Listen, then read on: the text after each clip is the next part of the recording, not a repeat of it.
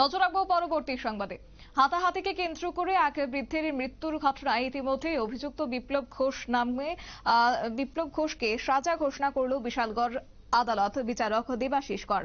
এবং যেটা জানা গেছে 2021 সালে অক্টোবর মাসে 20 তারিখ অর্থাৎ লক্ষ্মী পুজোর রাতে বিশ্রামগঞ্জ থানা এলাকায় বিপ্লব ঘোষের সঙ্গে পার্শ্ববর্তী উপেন্দ্র দেবনাথে এবং তার ছেলে সাধন দেবনাথের সঙ্গে ঝগড়া হয়।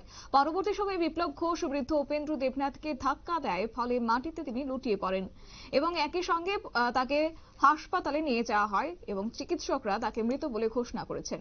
মৃত উপেন্দ্র দেবনাথের ছেলে সাধন দেবনাথ বিশ্রামগঞ্জ থানায় ওই বিপ্লব ঘোষের বিরুদ্ধে খুনের মামলা দায়ের করেছেন। বৃহস্পতিবার দুপুর 2টায় অভিযুক্ত বিশালগড় আদালতে তাকে মামলা ঘোষণা করা হয়েছে। কি রয়েছে বিস্তারিত শুনুন। যার নাম্বার ST টাইপ 1 12/2022 উক্ত মামলায় রায় প্রদান করেন। এই কেসের আসামি নাম হলো বিপ্লব ঘোষ।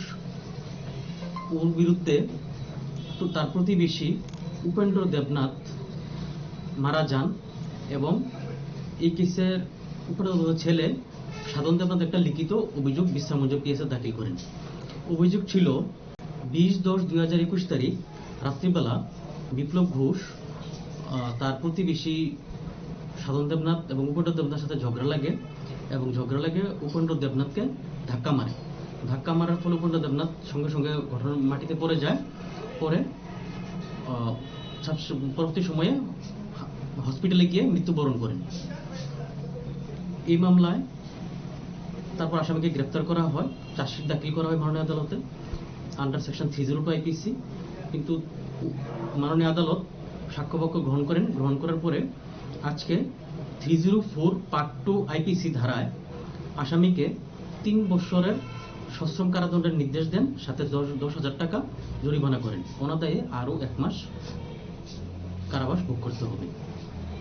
এই কেসের আয়ু ছিলেন ইন্সপেক্টর বিদ্যাদেব বর্মা, বিশ্রামগঞ্জ পিএসএ ছিলেন। আপনারা শুনলেন আইনজীবীর বক্তব্য। এবং এই ক্ষেত্রে মৃত উপেন্দ্র দেবনাথের ছেলে সাধন দেবনাথ বিশ্রামগঞ্জ থানায় ওই অভিযুক্ত বিপ্লব ঘোষের বিরুদ্ধে খুনের মামলা দায়ের করেছেন। বৃহস্পতিবার দুপুর 2টায় বিশালগড়ের আদালত অভিযুক্তকে 3 বছরের সাজা ঘোষণা করেন এবং একই সঙ্গে 10,000 টাকা অনাদায়ে আরও 1 মাসের জেল হবে বলে জানান সরকারি আইনজীবী গৌতম গিরি। এবং এই মামলাটি তদন্তকারী অফিসার ছিলেন ইন্সপেক্টর বিদ্যাদেব বর্মা। এই কথাই তিনি আজ জানিয়েছেন। সংবাদ আপাতত এই পর্যন্তই। পরবর্তী আপডেটের জন্য চোখ রাখুন শুধুমাত্র নিউজ ভ্যানগার্ডের পর্দায়। নমস্কার।